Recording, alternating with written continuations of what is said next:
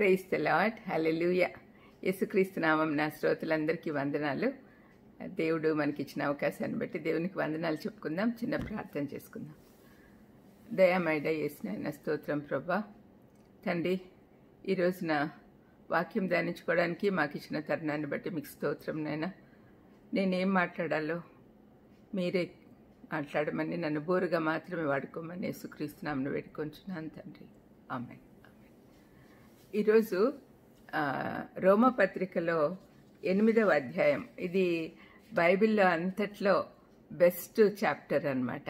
దీంట్లో ఎలాంటి negative issues లేవు, కేవలం ఆశీర్వాదాలు మాత్రమే ఉన్నాయి. మీరు ఒకసారి చదివి చూడండి. చాలాసార్లు చదివి ఉంటారు, ఈ దృక్పథంతో చూడండి. ఎందుకు చెప్తున్నానంటే, దీన్ని క్రైస్తవ విడుదల ప్రకటన అని కూడా పిలుస్తారు. క్రైస్తవులకి ఏ విధమైన విడుదల వచ్చింది అని చెప్పి దాంట్లో చాలా పాయింట్స్ మనం చూస్తాం ఈరోజు. ఇంకొకటి ఏంటంటే, బైబిల్ అంతట్లో రోమాపత్రిక బెస్ట్. ఆ రోమాపత్రికలో ఈ 8వ అధ్యాయము, సపోజింగ్ రోమాపత్రిక అంతా ఒక జ్యువెలరీ, ఒక డైమండ్ నెక్లెస్ అనుకుందాం. దాంట్లో 8వ అధ్యాయము ఆ డైమండ్లోని ఒక మెరుపు అన్నమాట. అంత మంచిది ఇది. మరి దీన్ని స్పార్క్ ఇన్ ద డైమండ్ అంటారు. మరి ఇంతవరకు మనం ఎన్నో విషయాలు విన్నాం, కానీ దీంట్లో క్రైస్తవ విడుదల ప్రకటన అని చెప్పచ్చు దీన్ని. ఇందులో అన్ని పరిశుద్ధాత్మ ద్వారా జరిగేవే. పరిశుద్ధాత్మ అనే మాట 19 సార్లు ఉంది. 2 కొరింథీ 3:17 ప్రకారము ప్రభు యొక్క ఆత్మ ఎక్కడ ఉండునో అక్కడ స్వాతంత్రం ఉండును అని వ్రాయబడింది. ఆ స్వాతంత్రము, ఆ విడుదల ఏ దాంట్ నుంచి వచ్చింది అని మనం చూద్దాం. మొదటిది తీర్పు నుండి విడుదల. మనకు అందరికీ తెలుసు, యేసు ప్రభుని నమ్ముకున్న వాళ్ళందరికీ ఏ శిక్షా విధి లేదు అని 8:1 కనపడుతుంది. రోమా 3:20 శిక్షా విధి ఎందుకు వచ్చిందో కూడా మనం చూసాం. అయితే 8:1 శిక్షా విధి ఎందుకు లేదో చెప్తున్నాడు. ఎందుకు? క్రీస్తునందున్నారు కాబట్టి మీకు ఏ శిక్షా విధి లేదు అంటున్నాడు. శిక్ష అంటే పాప శిక్ష. పాపమునకు శిక్ష మరణం. ఆ పాప శిక్ష మనకు లేదు. ఈ ఆశీర్వాదం కొరకు ఏ షరతులు లేవు. ఆదాం శిరస్సు కింద ఉన్నప్పుడు శిక్ష ఉంది, కానీ క్రీస్తు శిరస్సు కిందకు వచ్చాక ఏ శిక్షా విధి లేదు. ఈ వచనంలో ఏ తప్పులు, ఏ అపజయాలు, ఏ పాపాలు అనే మాటలేమీ లేవు. క్రైస్తవులు కూడా అపజయాలు పాలవుతూ ఉంటారు, పాపం చేస్తూ ఉంటారు. అబ్రహాము తన భార్య విషయం అబద్ధం ఆడలేదా? అబద్ధంలాడు పెదవులు యెహోవాకు హేయములు అని బైబిల్లో రాయబడి ఉన్నాయి కదా. దావీదు వ్యభిచారం చేశాడు. వ్యభిచరించకు అనేది 10 ఆజ్ఞల్లో ఒకటి. పేతురు తన కత్తితో మల్లు చెవి తెగనరికాడు. శత్రువులను ప్రేమించమని ప్రభు చేసిన బోధలకు వ్యతిరేకం. ఇలాగా చూస్తే చాలామంది దైవజనులందరూ కూడా బైబిల్లో ఉండేవాళ్ళు ఏదో ఒక చిన్న పాపమన్నా చేసినారు. మరి తమ పాపపు పనులని ఫలితం అనుభవించారు, కానీ శిక్షావిధిలోకి వెళ్ళలేదు. ధర్మశాస్త్రము శిక్షిస్తుంది, కానీ ఇప్పుడు మనం ధర్మశాస్త్రకి ఏలుబడిలో లేం కదా. విశ్వాసికి ధర్మశాస్త్రంకు ఉన్న కొత్త సంబంధం గురించి 3 విషయాలు చెప్తూ ఉన్నాడు. మొదటిది ఏంటంటే, ధర్మశాస్త్రానికి మన మీద అధికారం లేదు. పరిశుద్ధాత్మ మనలను పాప మరణముల నియమం నుండి విడిపించినందున ఇక ధర్మశాస్త్రం మన మీద ఏ అధికారం చెలాయించలేదు. అది 2వ వచనంలో కనపడుతుంది. క్రీస్తునందున్న జీవంలోకి నడిపించబడ్డాం. ఇంతకుముందున్న నియమం నుండి ఇప్పుడు జీవం గల దేవుని ఆత్మ నియమం కిందికి వచ్చాం. అంటే రక్షింపబడిన ప్రతి ఒక్కరు కూడా దేవుని రాజ్య వారసులం కదా. అందుకని మనము ఆ రాజ్య పాలనలో ఉన్నాము. దాని కండిషన్స్ మనకు అప్లై అవుతాయి. ధర్మశాస్త్రానికి మనం చనిపోయాం. అందుకనే ధర్మశాస్త్ర అధికారం కింద నుండి విడుదల వచ్చి పరిశుద్ధాత్మ భద్రతలో ఉన్నాం. ఇంకొకటి ఏంటంటే, ధర్మశాస్త్రం మనకు శిక్ష వేయలేదు. అది రోమా 8:3 కనపడుతుంది. ఎందుకు అంటే, యేసుప్రభు సిలువలో మనకు బదులు శిక్ష అనుభవించాడు. ధర్మశాస్త్రం రక్షించలేదు, కానీ కేవలం శిక్షించగలదు. అయితే దేవుడు తన సొంత కుమారుని పంపి ధర్మశాస్త్రం చేయలేని కార్యంను చేయించాడు. యేసయ్య ఒక దేవదూతలాగా రాలేదు, మనిషిగా వచ్చాడు. పాప శరీరంతో రాలేదు. ఆ విధంగా వచ్చింటే ఆయన కూడా పాపి అయి ఉండేవాడు. కేవలం మానవుడి పోలికతో వచ్చాడు. మన పాపాలు సిలువలో ఆయన శరీరంపై మోపబడినాయి. ఇహలోక న్యాయం ప్రకారము ఒకే అపరాధం కొరకు ఎవరు 2 సార్లు శిక్ష అనుభవించలేరు. అనుభవించరు కూడా. యేసుక్రీస్తు మన కొరకు శిక్ష అనుభవించి తన రక్తంతో క్రయధనం చెల్లించాడు. మనం ఆయనలో ఉన్నాం కాబట్టి మనకు శిక్ష లేదు. మూడవది ఏంటంటే ధర్మశాస్త్రము మనపై పెత్తనం చెలాయించలేదు. 4వ వచనంలో కనపడుతుంది. విశ్వాసి క్రీస్తు ఇచ్చిన నీతితో నీతిగల జీవితం జీవిస్తాడు. ధర్మశాస్త్ర శక్తితో కాదు, కానీ పరిశుద్ధాత్మ శక్తితో జీవిస్తాడు. ధర్మశాస్త్రం మనలను పవిత్రులుగా చేయలేదు. అది మన పాపములను ఎత్తిచూపి పాపమును శిక్షించగలదు.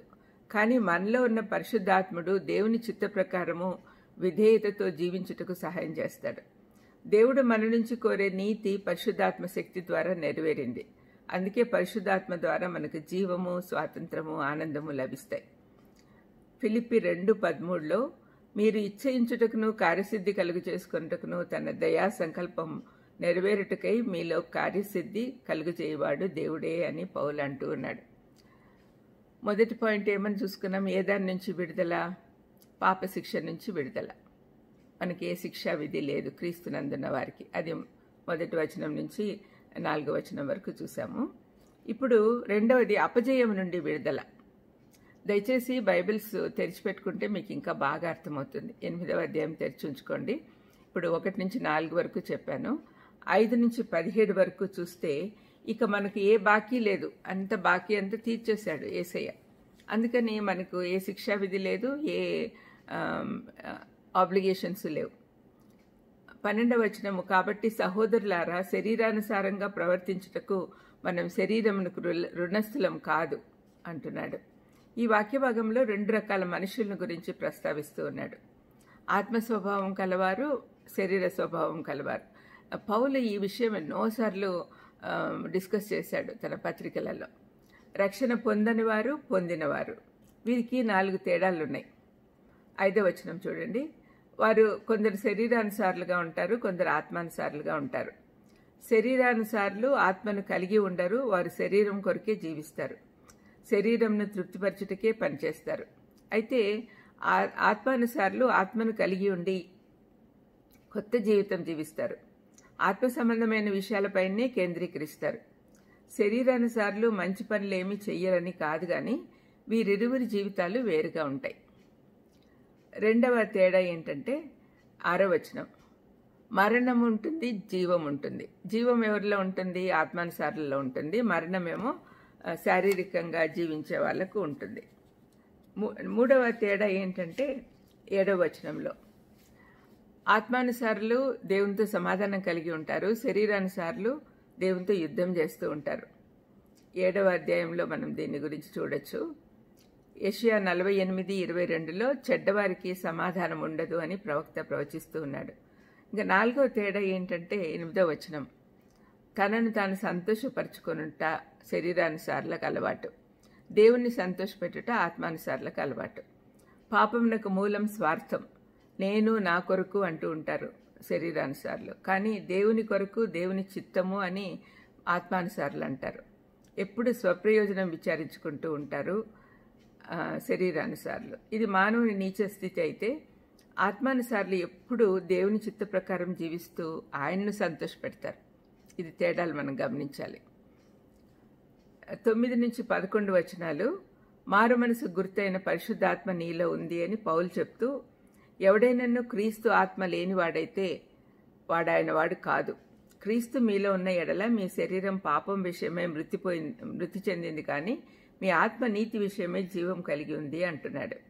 మృతుల్లో ఉండి క్రీస్తును పరిశుద్ధాత్ముడు మనలో కూడా ఉండుట వల్ల మనల్ని కూడా లేపుతాడు. పరిశుద్ధాత్మ దేవునికి అంత గొప్ప పరిచర్య ఉంది. విశ్వాసుల జీవితాల్లో పరిశుద్ధాత్మ పని ఎక్కువగా ఉంటుంది. అందుకనే మనకి ఏ శిక్షా విధి లేదు. మనకు తండ్రి చేత కృప అనుగ్రహించబడింది.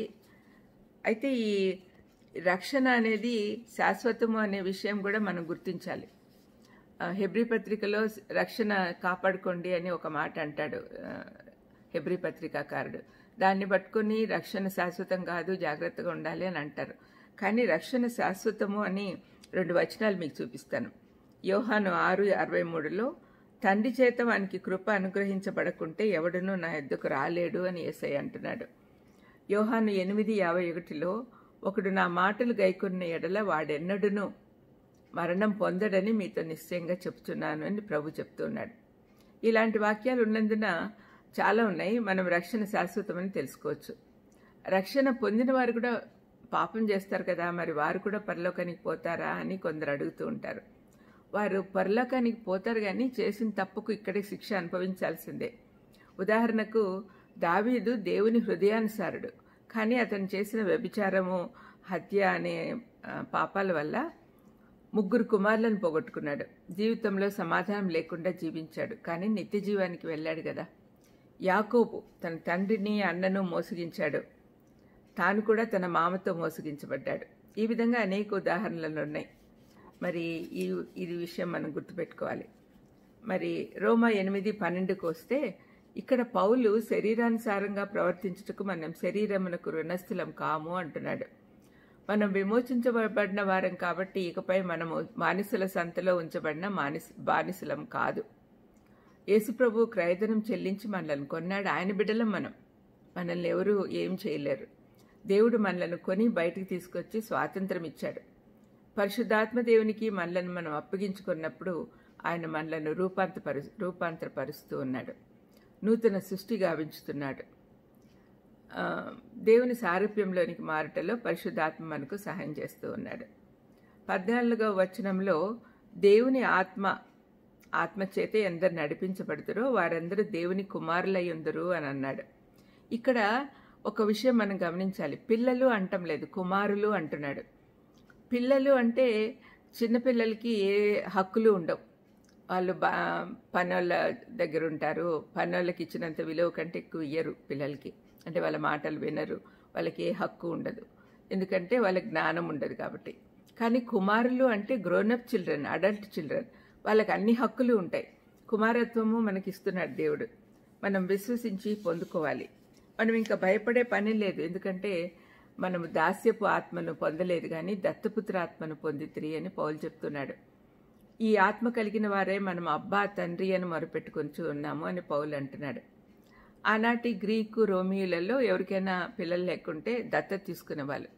ఈ దత్తత తీసుకున్నప్పుడు 2 భాగాలుగా ఉంటుంది ఈ దత్తత కార్యక్రమం. మొదటి భాగము వారిరువురి మధ్య జరిగే ప్రత్యేక కార్యక్రమం, తండ్రి కుమారుల మధ్యలో. రెండవది బహిరంగంగా అందరి ఎదుట ఈ సత్యాన్ని వెల్లడించుట. ఈ వచనంలో మొదటి భాగం గురించిన ప్రస్తావన ఉంది. రెండవ భాగము 23వ వచనంలో ఉందని కొందరు వ్యాఖ్యానకర్తలు చెప్తున్నారు. ఆ వచనంలో మనం కూడా దత్తపుత్రత్వం కొరకు, అనగా మన దేహం యొక్క విమోచనం కొరకు కనిపెట్టుచు మనలో మనం మూలుగుచున్నామని వ్రాయబడి ఉంది. సేవకుడు ఇంతకు ముందే ఇంటి లోపల దత్తత చేయబడ్డాడు, కానీ బహిరంగ ప్రకటన చేయబడి సమయం కొరకు ఎదురు చూస్తూ ఉన్నాడు. అంటే 2 కార్యక్రమాలు జరగాలి. మొదటిది జరిగింది మనకు రక్షణ పొందినప్పుడు. రెండవ కార్యక్రమం ఎప్పుడు జరుగుతుంది అంటే రెండవ రాకడలో జరుగుతుంది అని మనం అర్థం చేసుకోవాలి. గలతీలకు రాసిన పత్రికలో 4-7 వరకు చూస్తే, మనల్ని దత్తపుత్రులుగా చేసుకుని నిమిత్తము దేవుడు తన ఏకైక కుమారుని పంపాడు అని చెప్పబడి ఉంది. 16వ వచనంలో మనం దేవుని పిల్లలమని ఆత్మ తానే మన ఆత్మతో కూడా సాక్ష్యమిచ్చుచున్నాడు. మనలో పరిశుద్ధాత్మ దేవుడు ఉన్నప్పుడు మన శరీరము దేవుని ఆలయం అవుతుంది. పాపం శరీరం చనిపోవాల్సి ఉండగా మనలో ఉన్న పరిశుద్ధాత్మ మనం దేవుని సేవ చేయుటకే జీవంనిస్తుంది. మనలో పరిశుద్ధాత్మ దేవుడు ఉన్నాడు కాబట్టి మనం చనిపోతే పునరుద్ధానంలో అవుతాం. పరిశుద్ధాత్మ మనలో ఉంటే మన ఆలోచన దృక్పథం కూడా మారుతుంది, సంతోషం నిండిపోతుంది. డిఎల్ మూడీ గారు తన మారుమనసు అనుభవం ఈ విధంగా చెప్తున్నాడు. నేను ఒక కొత్త ప్రపంచంలో ఉన్నాను. తర్వాతి దినమున ఉషోదయ సూర్యుడు ఇంకా తేజస్సుతో వెలిగాడు. పక్షుల కిలకిలారావం రోజు కంటే ఇంకా తీయగా ఉంది.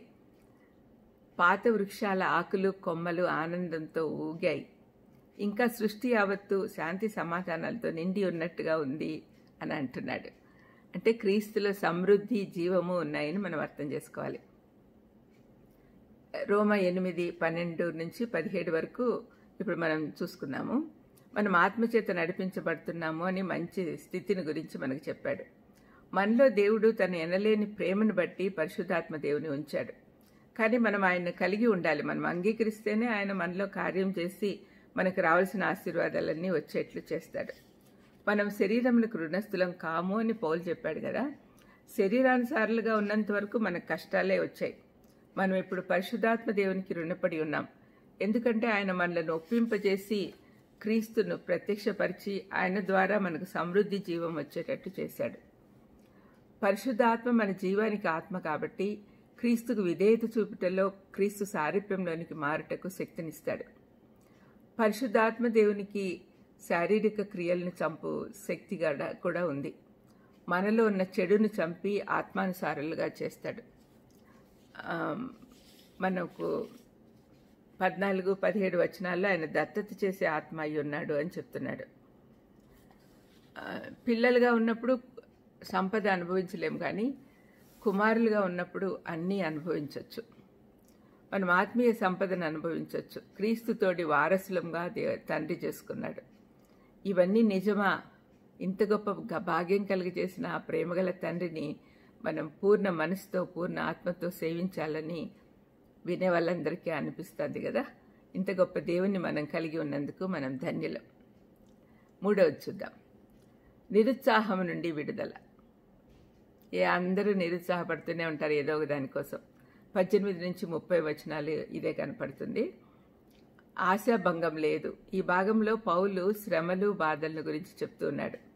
17వ వచనంలో శ్రమలు లేకపోతే మనం క్రీస్తుతోటి వారసులం కాము అని చెప్తున్నాడు. 18లో మన ఎడల ప్రత్యక్షం కాబో మహిమ ఎదుట ఇప్పటి కాలపు శ్రమలు ఎన్నదగినవి కావు అని ఎంచుతున్నాను అంటున్నాడు. అందరూ దేవుని మహిమ ప్రత్యక్షపరచబడుటకు మూలుగులతో ఎదురు చూస్తున్నాడు. 3 రకాల మూలుగుల గురించి పౌలు ఇక్కడ మెన్షన్ చేస్తూ ఉన్నాడు.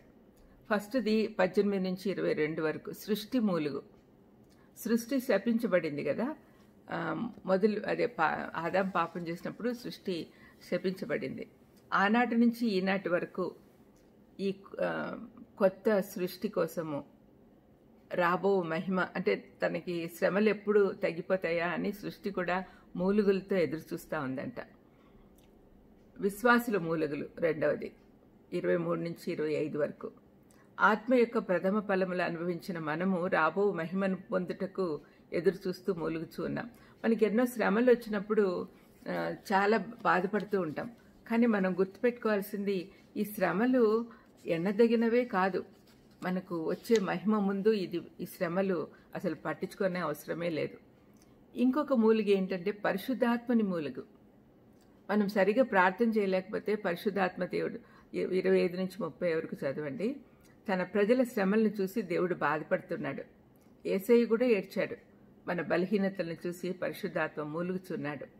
అయితే ఆయన తన మూలుగులతో మన కొరకు ప్రార్థిస్తూ ఉన్నాడు. దేవుని చిత్తం మనకు చాలాసార్లు తెలియదు. అన్నీ తెలిసిన ఆయన మన పక్షాన దేవుని చిత్తానుసారంగా ప్రార్థిస్తాడు. మనం భారం పంచుకుంటూ ఉన్నాడు. ఈ 8లో 28వ వచనము చాలా అందరికీ కంటత వస్తుంది. దేవుణ్ణి ప్రేమించే వారికి ఆయన తన సంకల్పం చొప్పున పిలువబడిన వారికి మేలు కలుగుటకై సమస్తమును సమకూడి జరుగుచున్నవని తెరుగుదుము. ఇది నాకు కూడా చాలా ఇష్టమైన వాక్యం. అయితే ఇందులో ఒక షరతు కూడా చూడాలి. దేవుణ్ణి ప్రేమించే వారికి అని ఉంది. ఆయన సంకల్పం చొప్పున పిలువబడిన వారికి మాత్రమే దేవుడు సమస్తము సమకూడి జరిపిస్తాడు. దేవుడు సమస్తం చూసుకుంటాడు కాబట్టి శ్రమల్లో విశ్వాసి నిరాశపడకూడదు. మనము ఏం జరిగినా కూడా ఆయన మంచికే అని మనం చూసుకోవాలి.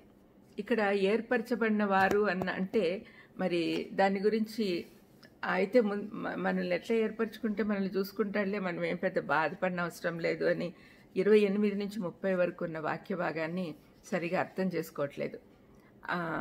ఈ వాక్య భాగం చదువుతూనే మనకేమనిపిస్తుందంటే ఏదో కాలజ్ఞానం చెప్పే శిలా స్ఫటికం లాగా మనకు కనిపిస్తుంది. మిథికల్ క్రిస్టల్ బాల్ అంటారు. దీంట్లో భవిష్యత్తు కనపడుతుందని కొంతమంది మాంత్రికులు చెప్తారనమాట. అయితే మనము ఈ వాక్యాలు మనం ధ్యానించుకుంటే నిత్య నరకానికి పోటుకు దేవుడే ముందే నిర్ణయిస్తాడని ఎక్కడా వ్రాయబడలేదు. క్రీస్తునందు నమ్మిక ఉంచకపోతే మాత్రమే తీర్పులోకి వెళ్తాం. మనం ఎవరైతే తీర్పులోకి వెళ్తామో వాళ్ళు అంటే ఆయనకు తెలుసు ఎవరు నమ్మరు అని. అందుకనే ఆయన సార్వభౌముడు కాబట్టి ఆయన ఈ మాట అంటున్నాడు. ఒక పాస్టర్ గారు తన మందిరపు గుమ్మము ముందర రక్షణ పొందకోరు వారు దయచేసి లోపలికి రండి అని రాశాడంట. లోపలికి వెళ్ళి మళ్ళీ తిరిగి చూస్తే, అంటే బయటికి వెళ్ళేటప్పుడు చూస్తే, విశ్వాసంతో లోపలికి వచ్చావు కాబట్టి నువ్వు రక్షింపబడ్డావు అని వ్రాయబడిన వాక్యం కనపడుతుంది. రక్షణ కావలసిన వాళ్ళందరూ నా యుద్ధకు రండి అని యేసుప్రభు ప్రతి ఒక్కరికి ఆహ్వానం ఇస్తున్నాడు. ఎవరూ నశించుకోవటం ఆయనకి ఇష్టం లేదు. అందుకని మీరు అనుకోవద్దండి, ఆయన ముందే ఏర్పరిచాడు కాబట్టి మనం ఇంకా ఎంత చేసినా ప్రయోజనం లేదు అని అనుకోవద్దు. మనం రక్షణ పొందాలి అని ఆశిస్తూ ఉన్నాడు. రోమా 29-30 వచనాలలో ఒక బంగారు గొలుసులాగా ఒకదానికొకటి కూర్చున్నట్లు కనపడతాయి. దేవుడు ఎవరిని ముందుగా ఎరిగనో వారిని ఏర్పరచుకున్నాడు, ముందుగా నిర్ణయించుకున్న వారిని పిలిచాడు, వారిని నీతిమంతులుగా తీర్చి మహిమపరచెను అని రాయబడింది. దేవుడు కొద్దిమందిని పరలోకానికి, కొద్దిమందిని నరకానికి ఏర్పరిచాడని కొంతమంది అంటారు, కానీ తప్పు సిద్ధాంతం. అయితే ఇది ఎలా అర్థం చేసుకోవాలి అంటే, జగత్తి పునాది వేయబడక ముందే దేవుని సార్వభౌమత్వం బట్టి ఎవరు ఆయనను విశ్వసించారో ఆయనకు తెలుసు. దేవుడు తాను సృజించిన తన బిడ్డలు బానిసలుగా కాకుండా స్వతంత్రులుగా ఉంచాలి అని ఆయన వారికి తమ చిత్త ప్రకారం జీవించే హక్కు ఇచ్చాడు.